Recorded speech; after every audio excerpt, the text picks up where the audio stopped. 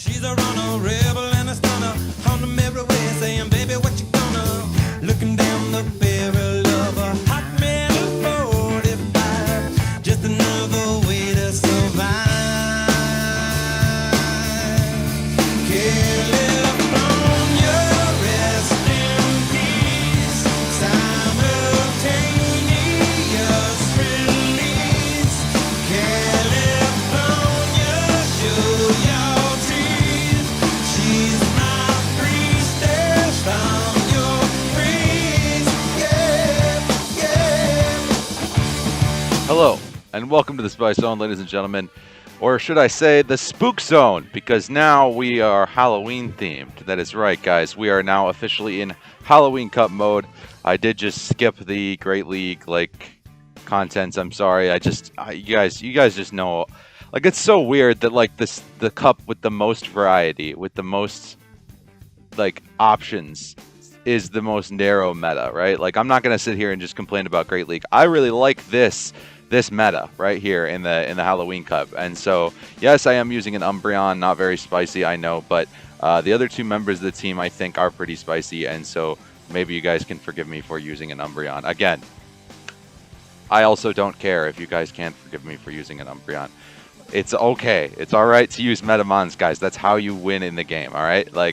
I get some comments sometimes that are just like, don't ever use anything. I'm like, okay, come on, guys. We all know. In order to, you need a plan. You need a plan to make Spice work.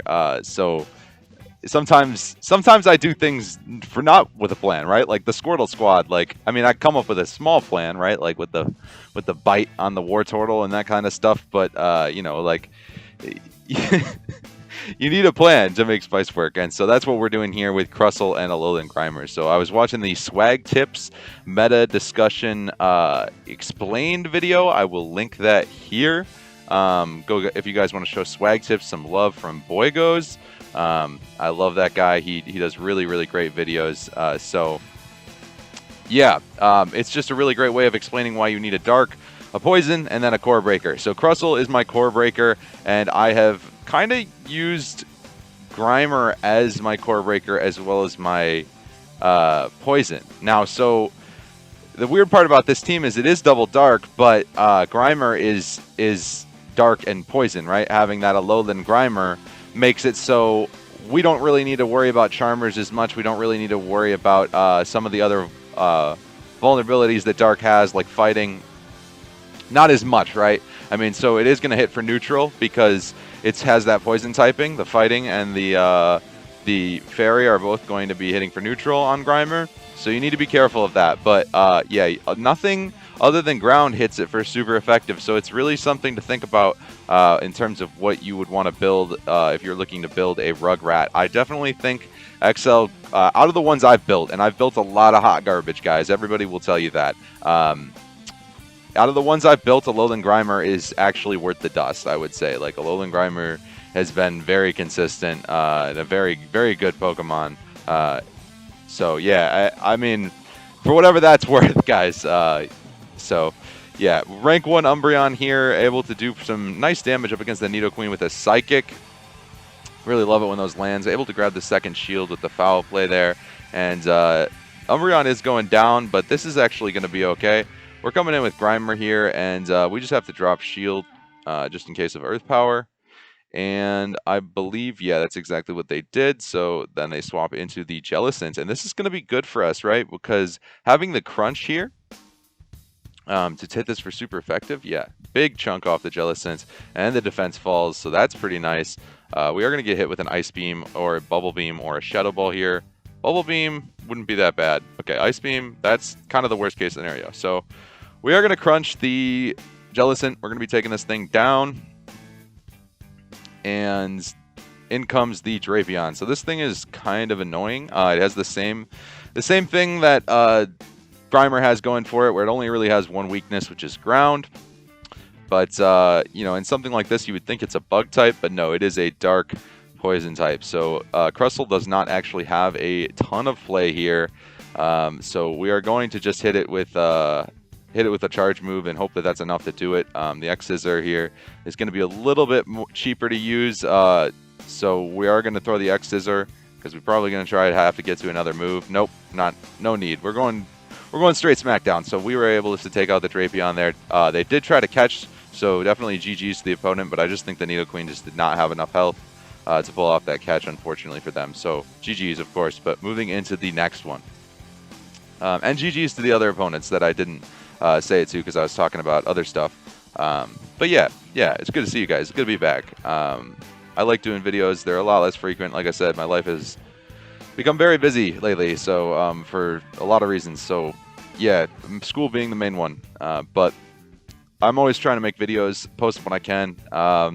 You guys know I like to keep the spice flowing, so yeah, subscribe if you want. Hit that notification bell if you actually want to see the videos, because I mean, I think the YouTube algorithm, like, I think it likes that you guys keep doing that whenever I say that, because my views haven't been down, but I've been posting less consistently, and like every website I'm saying is like, if you stop posting daily after posting daily, your channel just gets tanked, and that's just hasn't been the case. So I'm very, very grateful that you guys are all here, and I really, really appreciate that you guys come out to see whatever I do. I mean, it's just incredibly wholesome. I love you guys. Thank you. But yeah, all right. Moving into the next mon here, Nidoqueen. Crunch is gonna hit this thing for neutral, and we've still got 2 shields. So, I mean, we don't have a clear answer to it, but like, we don't really need one, you know? Like, we can just kind of let Nido farm down the Grimer and just Crustle it, right? Just smack down. I tried to catch on the... I tried to catch, and in comes the Obstagoon, and we do have 2 shields, so I think we can win this, just because the X-Scissor is going to hit for super effective here. So, Obstagoon being a dark type, a dark normal type, so... X-Scissor, not a very hard-hitting move, but yeah, very fast to the charge, and definitely able to do some nice, super effective to Obstagoon. Some quick chunkage. Really what you're getting with Crustle is the fast move, guys. It's really about the fast move. It's about that smackdown, right? Nidoqueen is kind of annoying for this Pokemon, but here's the thing. Frostlass, the bats, both Golbat and Crobat, what else is in this map? A9, Mandibuzz. I swapped into Grimer here just so that we can eat its dark-type moves. They have to use Aerial Ace now to hit us for neutral, which a lot of the times people think is like, oh yeah, that's fine, I'll just Aerial Ace. Like, yeah, you can if you want, but I am going to Sludge Bomb, and if you match the same no-shield energy, Grimer's just Poison Jabs are going to start to add up, right? And then I'm going to throw the Crunch here. And hopefully grab a shield, because they're going to think, oh, that's a Sludge Bomb, right? Well, it's not. But, okay, yeah, they tried to catch a Sludge Bomb, maybe, on the Nidoqueen here. So, I'm going to throw a Crunch again up against this Nidoqueen. This is actually turning out to be a really perfect situation here. We have the Nidoqueen out in front of us. It's no longer able to destroy Crustle in the back. So, this is really what we wanted to see happen, right? This was definitely the goal. Whenever there's a Nidoqueen on the team, you want to try and get it out there. You want to try and know about it, because if Crustle's going to do his end game sweepage, you know, you could probably...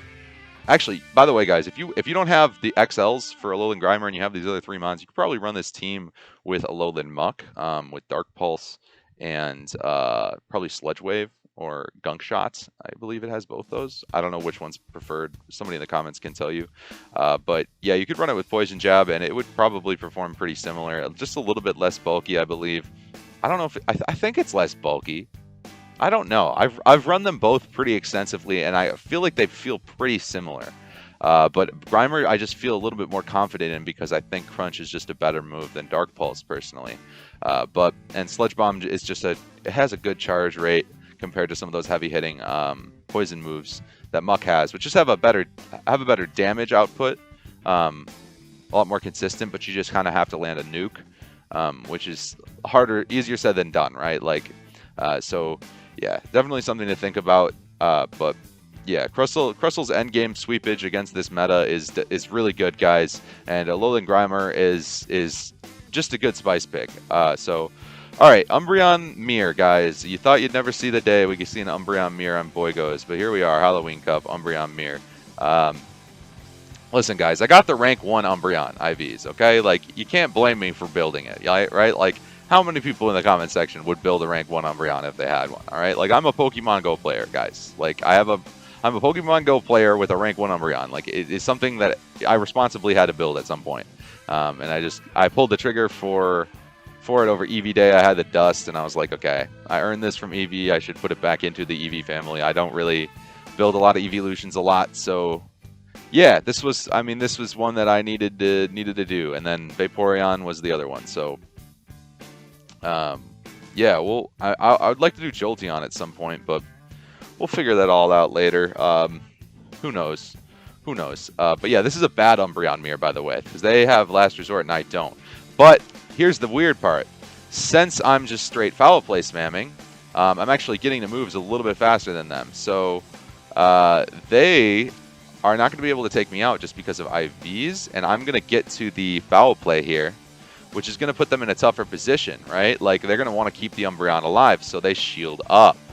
And so even though I have the worst moveset for the Umbreon matchup, since they shielded up, I was able to just grab their Umbreon for farm, and now I'm able to go into this Sableye with some energy and a shield down, which is like absolutely just detrimental. We had the same Pokemon, the same situation for most of this match just a second ago, right? So it's definitely like IVs do matter, right? Like IVs really do matter. And I guess that was just like a kind of a moment where it really hit me. That was like, why was I able to do that? Like, it's because of my Umbreon's IVs.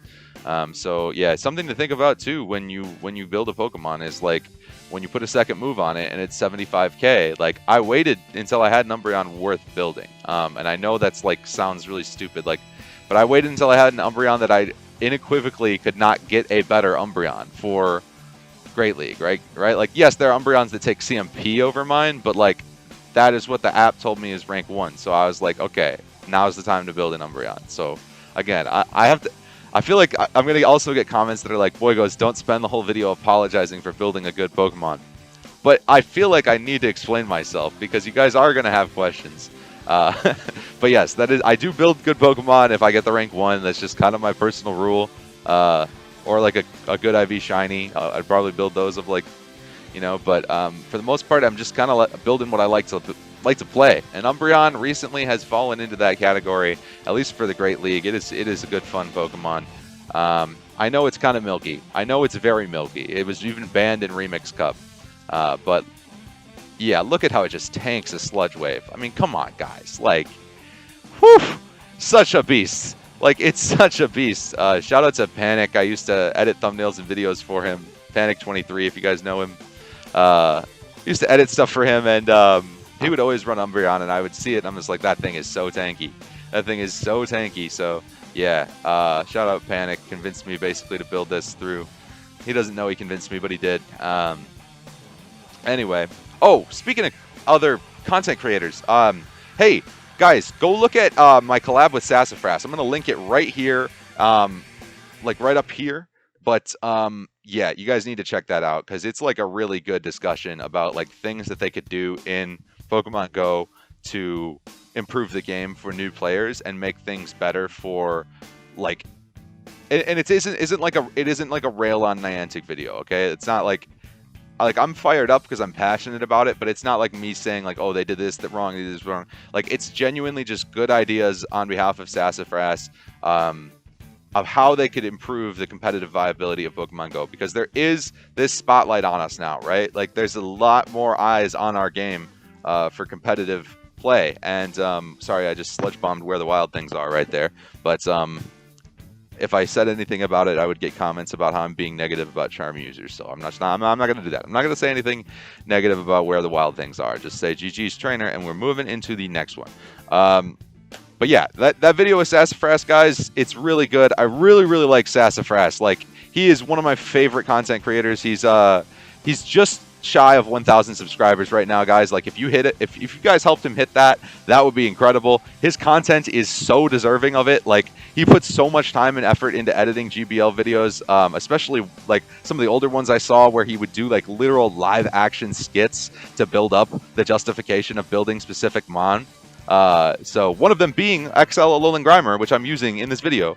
He has an XL Alolan Grimer named P-Mouth. Mine's named Mustard, but P-Mouth is a much funnier name, I would argue. Yeah, so check out Sassafras and P-Mouth, guys. I can't believe I'm saying that. But yeah, it's good. It's a really good discussion. Toxicroak is kind of tough for my team, honestly. I don't really know how to deal with Toxie. But now I'm out shields, and the Toxie's going down. I've got some energy now, at least. But in comes the Frostlass, and we are going to be in good shape now. The Frostlass was basically like one of our only win cons. We needed a Frostlass. And so, yeah, the Frostlass just gets crunched and swaps out into the Ariados. And Crustle comes in to just go to town. And I actually catch the move on the Umbreon, and I was freaking out about when I was rewatching this, so I tilted the phone. I'm sorry. I rewatch my battles like to make them all in one compilation of good stuff. You guys know this; they're not all in one set. I tell you this, guys, this all the time. It's spice battles, like you guys get it. But yeah, I was hyped. I was so hyped. I was like, dude, do I catch? And I was rewatching. I was like, yo, like I flipped out, bro. Like, like when I get a catch like that, I'm just so proud of myself. I'm like, you see me, Rise? You see me, buddy? That's for you. Like, all right. Nidoqueen coming in, and we're going to drop the Psychic. Hopefully they don't shield. That would be really, really cool. Yeah, awesome. Big damage on the Nidoqueen. So, yeah, that's huge damage from an Umbreon, guys. Like a totally defense-weighted Pokemon. That is unparalleled. That is freaking awesome. So I'm going to throw the Foul Play here just so I have a little bit more energy, because at this point, either move would KO. And so, yeah, the Foul Play takes out the Nidoqueen, and in comes the Tentacruel again. We're probably going to be able to garner a shield by throwing Psychic here, so I probably could have gone for the Foul Play, but I figured there was a chance they let it through after I just did that, after I just dropped a Foul Play, so I did decide to throw the Psychic, and I am going to let... yeah, the Acid Spray come through here. That's not a big deal. I'm going to swap out so I can keep Umbreon, maintain that energy, and go right for the Crunch on the Tentacruel. So we've still got a shield to take down, and they're hopping into the Jellicent. So I'm able to grab a little bit of farm. I don't really want them throwing an Ice Beam at me. I don't really want to have to expend a shield this early, so I'm going to throw that Crunch, and now I'm going to throw the shield because, yeah, they... come on, throw the shield. Yeah, all right. Okay, it's a Shadow Ball, so... Yeah, that wouldn't have done very much anyway, but it looks like the writing is pretty much on the wall at this point for our poor Jellicent, and in comes the Tentacruel again. And yeah, the Tentacruel is going to get crunched here, and that is going to be a GG. So thank you very much for playing, Trainer. Thank you very much for the battle. Definitely a good one. So... moving into the outro. Thank you guys for watching, and I appreciate you. I love you. I will see you soon. Down in the Badlands, she was saying